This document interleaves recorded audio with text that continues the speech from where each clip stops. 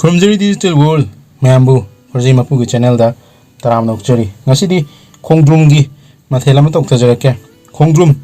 English tana moje bottle gourd hai scientific name da Lagenaria Siceraria haina hai Khongdrum je maku je nana khoktok charaga singchit ta smaina pana sujabani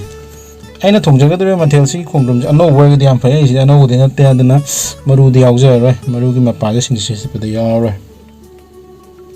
adana Khongdrum je akoina magi sum kari vitamins minerals yawi hani yengmada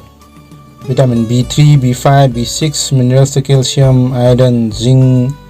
potassium manganese magnesium marang kana yawa vegetables samani adana singchina swana ko kum chora matung da thum mapchalaga sana tha pa mahi je loi chumthon bai tare adana mahi je lokthoga sigi Khongdrum si kanghan ba hai tare apet mahi je ko adana sigi chumdor ko da mahi je thakning mami de tha di yam phado jani digestion phan ba adana magi health benefits haira kanda yam lowest calorie of vegetables samani adana dietitian sing jina weight control tawna bai program da Khongdrum che dum recommend tawi adagi kogi stress han bada mating pangi heart ki damakta yamna kanai ko adagi tumba yadaba treatment tawbuda Khongdrum kanai health and digestion ko adagi sam matam chadana ngorokpa gray work pase ngakthok ngami adai ngasa hajab jiki juicy mahi je kogi liver inflammation ko sigum se reduce to the kanai sini hari se adana smai to dana mai sumdo lai jara sida ko no jik machal chida dum adigom maru powder yawabani adigi morok machu adigi machu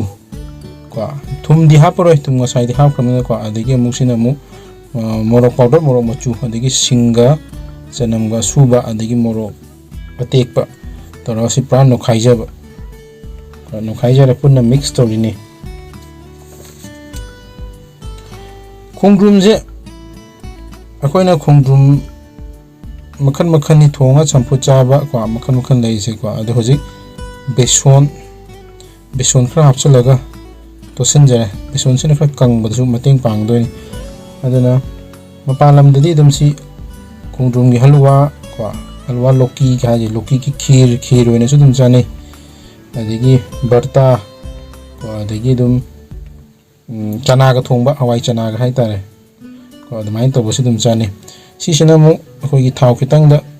sodium bicarbonate soda bicarbonate hai tare si tilaga mu tosan ba ki si da si je matum tara bora hojar ka doi adana khoi faida su dum modozang ga to se dum khoi gi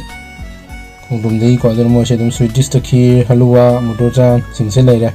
adigi thongbada barta nungda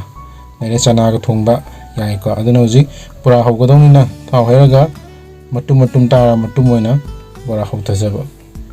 adana Khongdrum gi domestication history da har kan da Khongdrum je khoi gi Africa gi native of vegetables samani adagi Khongdrum ga to maming amana calabash haina su khangnei masi mari chatpa pambi amani ma ki fruit sigi damakta thanaba pambi amani haiba tare adagi fresh oina vegetables oina seasonai adagi Khongdrum je mature oraga liraga kanghala matungda khoigi Khongdrum gi kano sina utensils oina kolik oina seasonaba su lei sine khoi Khongdrum gi magi khara kanaba health benefits adigi magi have history adigi magi sum nungai effects to ko mai mature report chidi kanghalaga utensil oina seasonai se dano jik bora hogora lokthokra sinamu tongana pen amada thau salaga jira nungla tilong nungdong chokcha toraga sisina gravy semaga sagi bora matumdo apaga doini adana si sangchana kana Lauki Kofta aduni sidani khitang version je Manipuri version on thok pai tare non Indian dish ki Lauki Kofta dagi khitang on thok chabai tare masi khoi tanga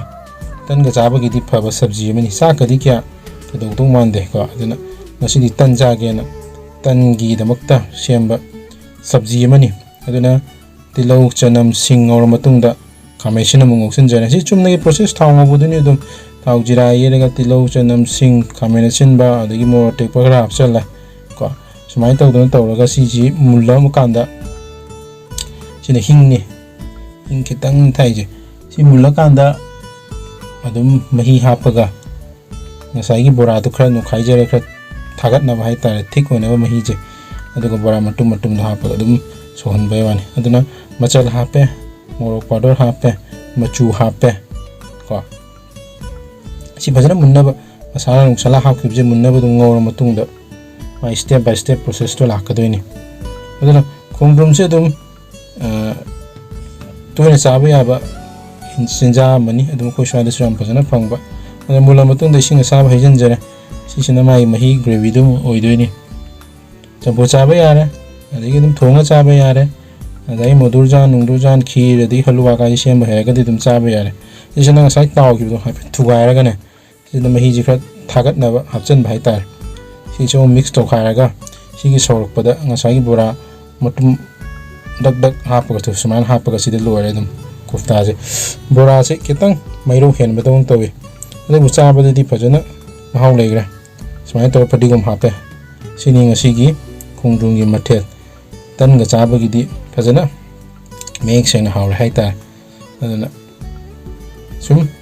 makhan mathen mapan daga lengai da sari khib do ningjang asum honari bajani sisina khongdrum gi mathen kofta gi modified version kofta di mo samai thugai ra ga gravy thik ohen besi yauk de bado sina ine kitang semdok so sini ngasi gi mathel yamna gi video sibu share toba like toba channel sibu subscribe toba kabiram ganu to tan ga tora chana ba mayambu amukan na taga phongdok churi thank you once again.